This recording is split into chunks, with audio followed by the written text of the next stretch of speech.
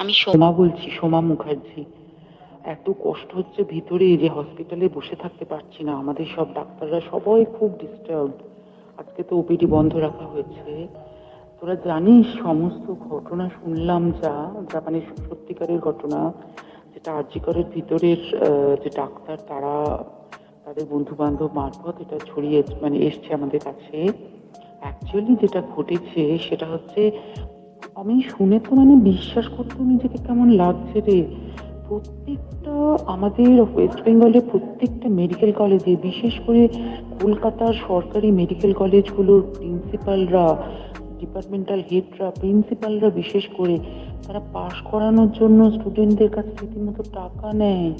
যেসব স্টুডেন্টরা, ইন্টার্নরা, পিজিটিরা যারা ভালো করে ক্লাস করে না বা থিসিস তারা জমা দেবে, পিজিতে তো থিসিস জমা দিতে হয়, তো যারা MBBS final year final pass করবে না সাপ্লি পাইয়ে দেবে, ইন্টার্নের কমপ্লিশন দেবে না, ইন্টার্ন হওয়ার পর কমপ্লিশন না দিলে তারা রেজিস্ট্রেশন নাম্বার পাবে না, এই সমস্ত ভয় দেখিয়ে টাকা পয়সা নেয়। সমস্ত জায়গাতেই এটা আছে। এর মধ্যে সব থেকে নিকৃষ্টের থেকেও নিকৃষ্টতম হচ্ছে সন্দীপ ঘোষ, প্রিন্সিপাল, যে তোর আমাদের কি বলে আরজিকর মেডিকেল কলেজে। সেখানে ভাব যে ওনার একটা বিশাল নেক্সাস ছিল, যাতে উনি বেশ কিছু ইন্টার্ন, হাউস স্টাফ এদেরকে দিয়ে ওই নেক্সাসটা চালাতেন। তারা ওখানে একটা সেক্স র্যাকেট চালাতো, তারা একটা ড্রাগ র্যাকেট চালাতো। ড্রাগ র্যাকেট মানে ওই যে ওটাতে বলেছে না, ড্রাগ মানে শুধু ওই হেরোইন আর ব্রাউন সুগারের ড্রাগ খাওয়া বা মদ খাওয়া নয়। ড্রাগ মানে হচ্ছে যে কম দামি, কম টাকায় যে ওষুধ পাওয়া যায়, যে ওষুধ, ওষুধ না জল ভগবান জানে, সেই ওষুধের মানে কোটি কোটি টাকায় যে টেন্ডার বেরোতো, সেই ওষুধ নিয়ে ওষুধ কোম্পানিগুলোর কাছ থেকে কোটি কোটি টাকা, সেই সমস্ত টাকার একটা বড় অংশ যেত পার্টি ফান্ডে। বুঝতেই পারছিস তাহলে। সেই জন্য পার্টির একদমই কাছে উনি, পার্টির মানে একদম খুদ মানে ওপর লেভেলের একদম আসল জায়গাটার কাছে। তো এই যে নেক্সাসটা চালাতেন, তাতে রীতিমতো কোন ইন্টার্নকে উনি পাস করাবেন, কোন পিজি থেকে উনি থিসিস কমপ্লিট করাবেন, সেগুলো সব দেখিয়ে টাকা নিতেন। আর তার হয়ে কাজ করতো ওই ইন্টার্ন হাউস স্টাফের একটা পুরো বড় নেক্সাস। এই মেয়েটির পিজিটি, মেয়েটি অত্যন্ত ভালো, সে তার থিসিসটা কমপ্লিট করাবে না বলে হুমকি দিচ্ছিল। সে এটা জানতে পেরে গিয়ে বলেছিল যে আমি এরকম কোনোভাবেই মেনে নেব না, আমি এর এর বিরুদ্ধে আমি যাবো এবং আমি এর বিরুদ্ধে সব ফাঁস করে দেবো। তখন তাকে রীতিমতো ধমক দেওয়া হচ্ছিল। এটা চলছিল লাস্ট মান্থ ধরে।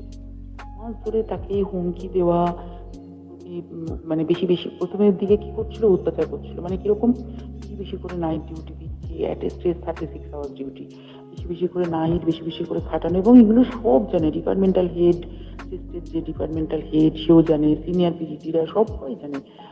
প্রিন্সিপালের নির্দেশেই হচ্ছে এবং ওনার নেক্সাসের ছেলে মেয়েরাই কাজ করছে। তারা 6 মাস ধরে এটা করেছে।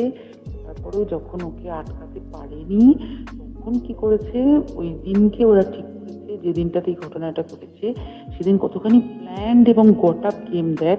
সেই দিন ওই ঘরে, ওই সেমিনার রুমে প্রত্যেক দিনই গাছতলার আরো অনেকেই যারা সিনিয়র পিজিটি বা জুনিয়র পিজিটি একটু বিশ্রাম নিতে যেত, অনেকেই ওই ঘরে যেত। সেদিনকে ও একা, ওকে বলেছে তুমি ঘুমিয়ে পড়ো, ওকে একা রেখে এসেছে। বাকিরা কাউকে যেতে দেয়নি, বলেছে ওই ঘরে আজকে ঘটনা ঘটছে, মানে কাজ হচ্ছে, ওই ঘরে কেউ যাবে না। ওই ঘরে সেদিনকে ওর সাথে যখন খাওয়া দাওয়া করেছে বাকি 4 জন, সেই 4 জনের মধ্যে একটি মেয়ে পর্যন্ত ছিল। সে কিরকম মেয়ে চিন্তা কর, এরা ডাক্তার না জানোয়ার জানি না, আমি জানোয়ার বললেও জানোয়ারদের অপমান করা হয়, জানোয়ার সমাজে এরকম কাজ হয় না। ডাক্তার না কি আমি বলতে পারবো না। সেই ইন্টার্ন মেয়েটি, ইন্টার্নের গার্লফ্রেন্ড সাথে ওই পিজিটি মেয়েটির প্রচুর ঝগড়া হয়েছে। ঝগড়া হওয়ার পরে তারা তো হুমকি টুমকি দিয়ে চলে গেছে, দিয়ে তারা বলেছে। এবার ও তো জানে না, ভালো মনে শুতে এসেছে। তারা গিয়ে মদ টদ খেয়েছে, 7-8 জন মিলে চড়াও হয়েছে। এবং তোরা জানিস যে প্রথমে তার হাত দুটোকে দুপাশে 2 জন ধরে রেখেছে এবং সেই কাজে সেই মেয়েটিও সাহায্য করেছে, ইন্টার্ন মেয়েটি। 2 জন ওকে পা দুটোকে টেনে জরাসন্ধের মতো ছিঁড়ে ফেলেছে, মানে ছেঁড়ার মতো করে টেনেছে, যাতে পেলভিক বোন ভেঙেছে, গলার বোন ভেঙেছে। মানে কি নৃশংস অত্যাচার করেছে, ওকে উল্টো দিক করে শুয়েছে, উপর দিয়ে বুট পরে হেঁটে গেছে, মাথাটাকে এমন থেতলেছে যে মানে পাল পাল রাপচার হয়েছে। এই সমস্ত করার পরে শ্বাসরোধ করে তাকে মেরেছে। মেরে তারপরে আরো যেটা আরো ভয়ঙ্কর, একটা মৃত মানুষকে মিনিমাম ডিগনিটি দিতে জানে না। তারা নিচে এসে দেখেছে ওই সঞ্জয় তখন বসে মদ খাচ্ছিল অন্য আরো গ্রুপ ডি স্টাফদের সাথে।